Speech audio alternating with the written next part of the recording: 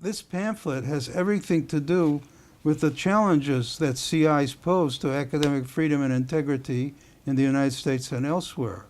It has nothing to do with animus to the PRC as such, the Chinese people, or with some sort of deranged anti-communism.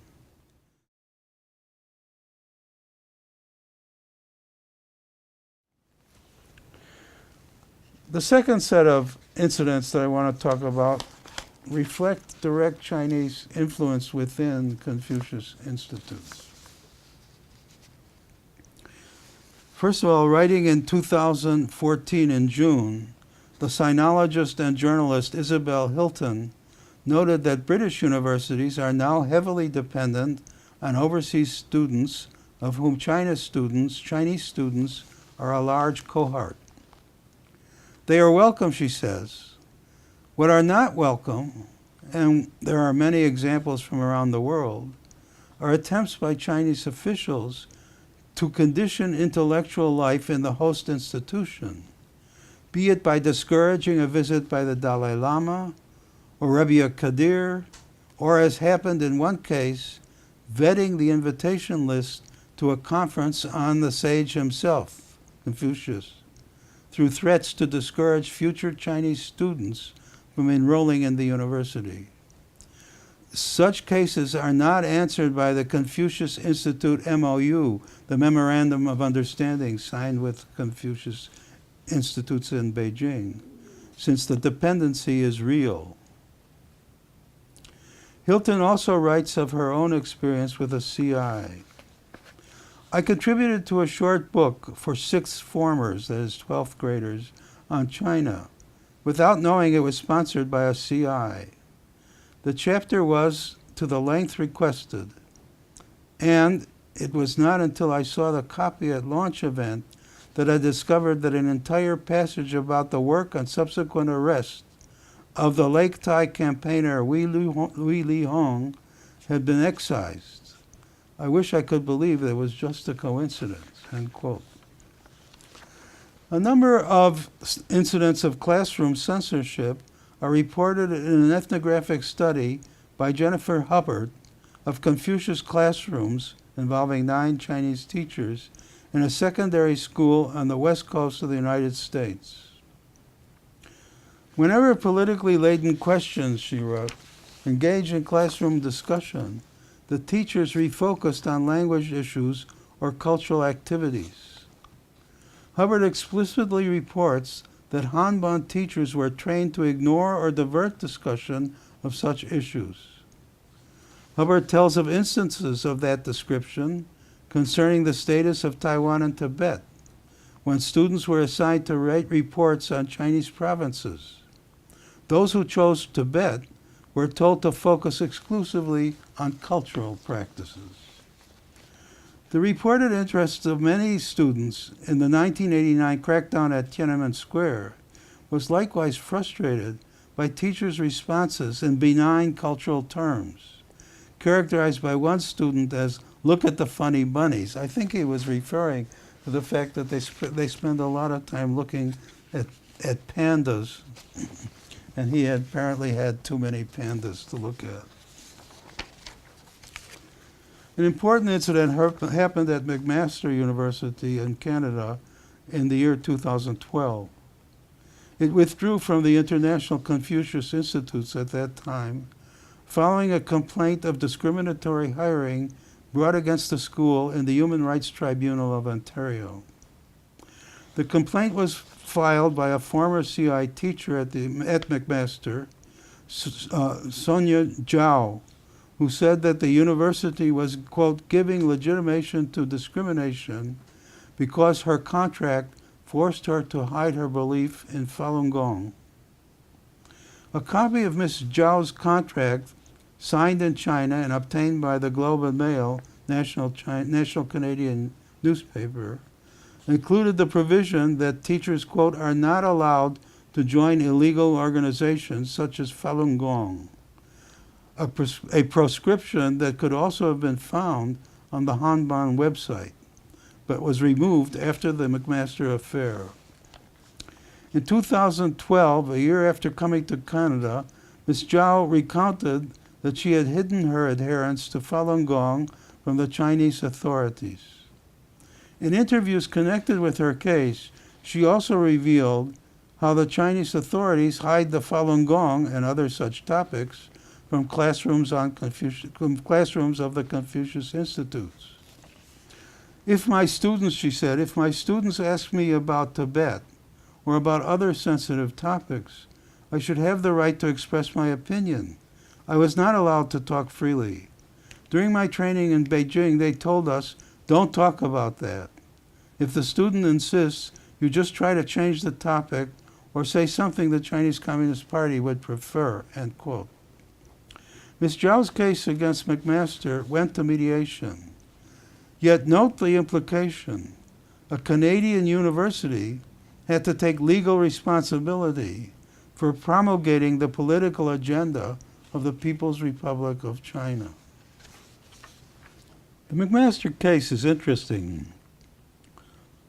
It would only be a newsworthy effect of a pervasive defect in the standard agreements between Hanban and the U.S. or Canadian universities, since the agreement specifies that the laws and regulations of both China and the host country are in force, which is, of course, an impossibility since these laws fundamentally contradict each other in important ways. The effect is, in fact, an endemic contradiction that condemns the host universities to complicity in discriminatory hiring, inasmuch as beliefs and practices which are deemed illegal in China and thus disqualify otherwise competent teachers, such as membership in Falun Gong, advocacy of universal human rights or democratic reform, and so on, are protected by law in the U.S. and Canada. More generally, consider the applicability of the Chinese law of higher education to American and Canadian universities, insofar as the law is explicitly designed to serve the Chinese Communist Party by promoting, quote, socialist, material, and spiritual civilization and upholding the ideological orthodoxy of Marxist-Leninism, Mao Zedong thought, and Deng Xiaoping theory. I mean, that's the law governing higher education in China, and those people are hiring people for university teaching in America. In 2008, the academic director of the Confucius Institute at Waterloo University in Canada, a woman named Yan Li, a former reporter at Xinhua, the Communist Party's official news agency, took action to protest the local media's coverage of a Tibetan uprising and successfully mobilized her students to do the same. In an article on a North American website for Chinese literature scholars, Madam Li recounted these efforts to block local sympathy for the Tibetan uprising. Rallying Tibetan separatists, she called them. Rallying the CI students to, quote, work together to fight with the Canadian media, she took class time to recount her version of Tibetan history and the current situation. Thereupon, the students launched a campaign against the Canadian media, protesting to newspapers, TV stations, and on the internet against coverage they claimed was biased in favor of the Tibetans because it advocated Tibetan independence.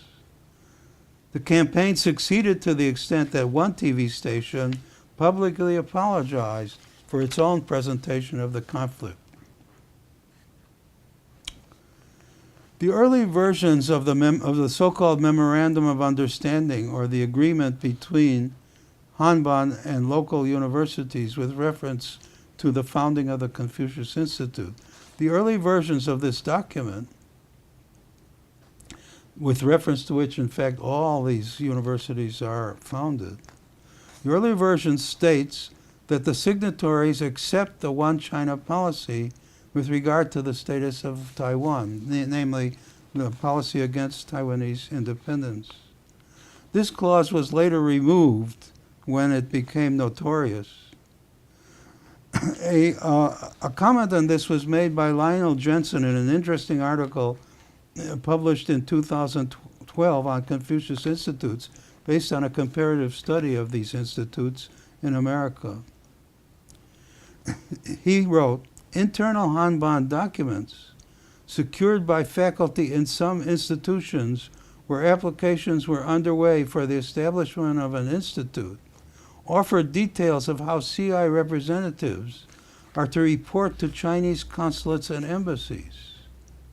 Such documents have also revealed a pattern of discriminatory hiring by Hanban teachers by Hanban of their teachers and of their staff. Then came an explosion that just happened in late July 2014 at the universities of universities in Braga and Coimbra, Portugal. At that time, about the 24th and 25th of July 2014, the Director General of the Confucius Institutes in Beijing, Vice Minister Xu Lin, shocked the several hundred scholars attending the annual meeting of the European Association of Chinese Studies in Braga and Coimbra, Portugal, by ordering certain pages torn out of the conference program and the volume of conference abstracts.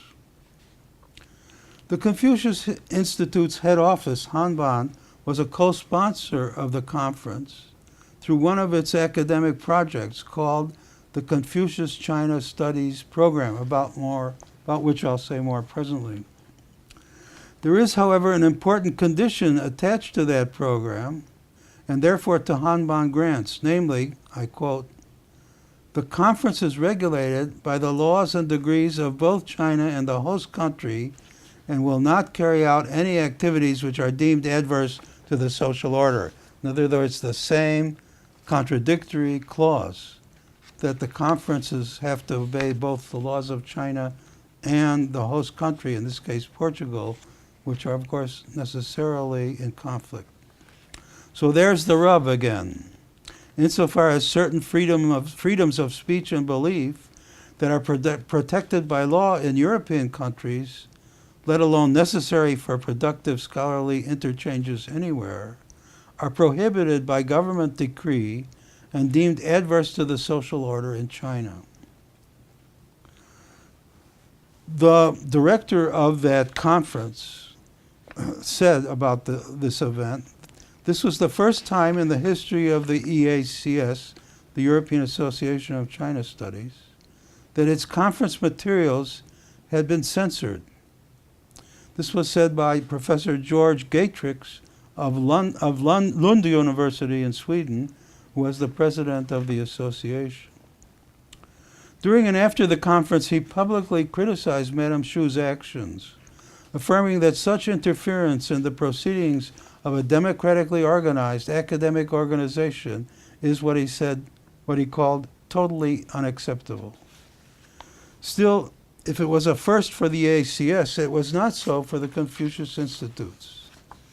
Yet rarely have Confucius Institutes revealed their political aspect so manifestly as in Vice Minister Xu's meltdown in Braga. Upon inspecting the conference documents at the time of her arrival, Madame Xu brusquely observed that the contents of certain abstracts were contrary to Chinese regulations, disruptive of the social order. She also objected to parts of the conference program, particularly to the favorable self-representations of the co-sponsor, the Jiang Qingguo Foundation, CCKF it's usually abbreviated as, of Taiwan. She objected to their favorable advertisement in contrast to the lesser notices in the program of the Confucius Institutes.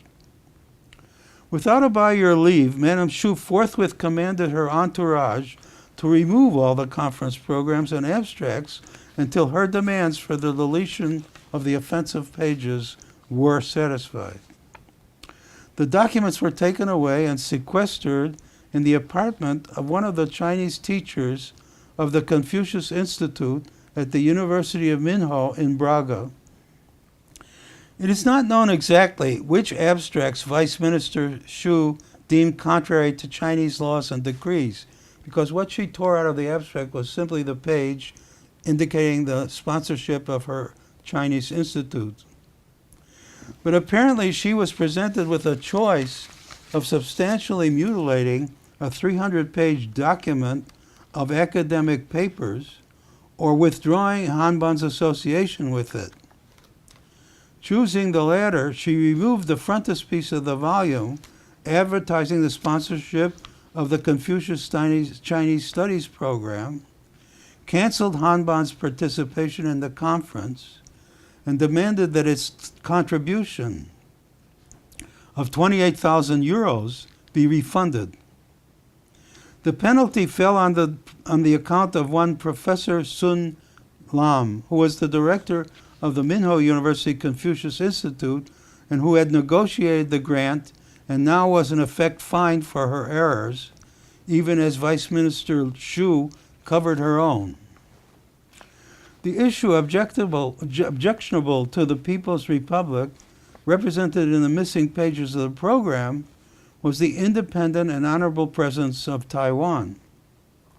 Beside the self-advertisement of the co-sponsor, the Chiang Ching-kuo Foundation, this included references to the book donations and book exhibit sponsored by the Taiwan National Central Library.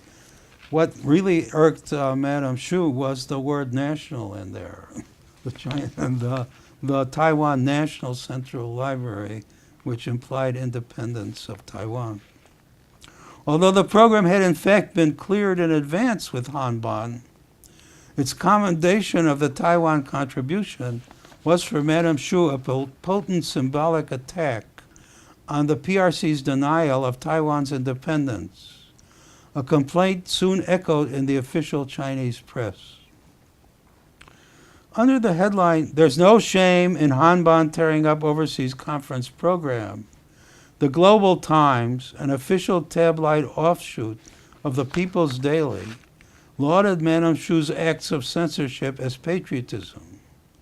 And on the same principle of complying with official Chinese regulations, the paper demonstrated how foreign academics working under Hanban's auspices are expected to censor themselves. The European Association of Chinese Studies, the report warned, quote, should not lack clarity over the gravity of the Taiwan problem for China, end quote. There should be no confusion about this, it said. Quote, the reference to the CCK Foundation and the program should not have appeared in the first place, end quote. In other words, the principle here is that foreign scholars who are funded by or associated with Hanban should not lack clarity about Chinese politics of their academic work. And accordingly, they should refrain from taking positions which are objectionable to the People's Republic of China. That's the principle in this argument. And unfortunately, that is what too often does go down in Confucius Institutes.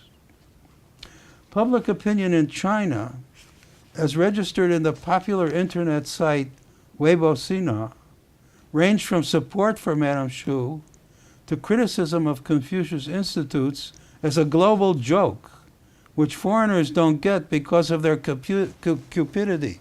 They're so interested in the money, they don't see its humorous stupidity.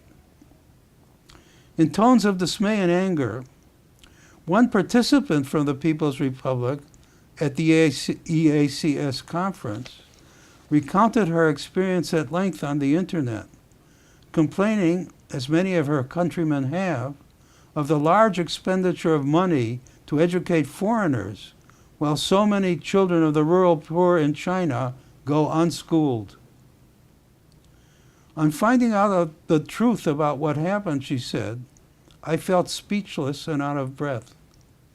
How could the government do its work in this way, spend large sums of taxpayer money gathered up by people saving on their own clothing and eating sparingly to pay the taxes, on building up the image of the country for a negative result, taking their ways of doing things at home with them abroad, and taking their way of intimidating people at home with them as they go abroad.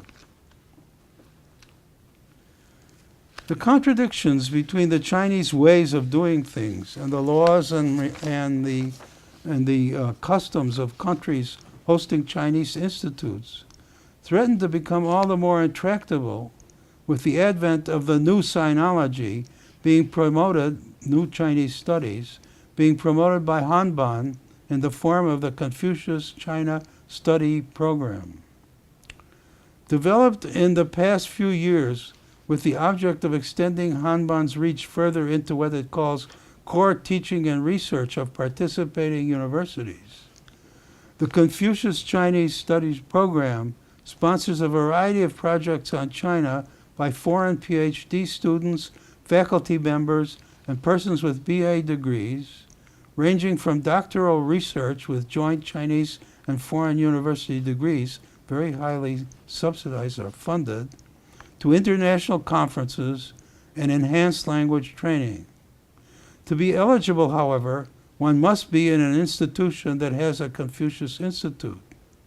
Hanban will thus acquire direct control over acceptable research, conference speakers and topics, and so forth, subject always to the proviso that the work conforms to the laws and regulations of China and is not deemed adverse to the social order.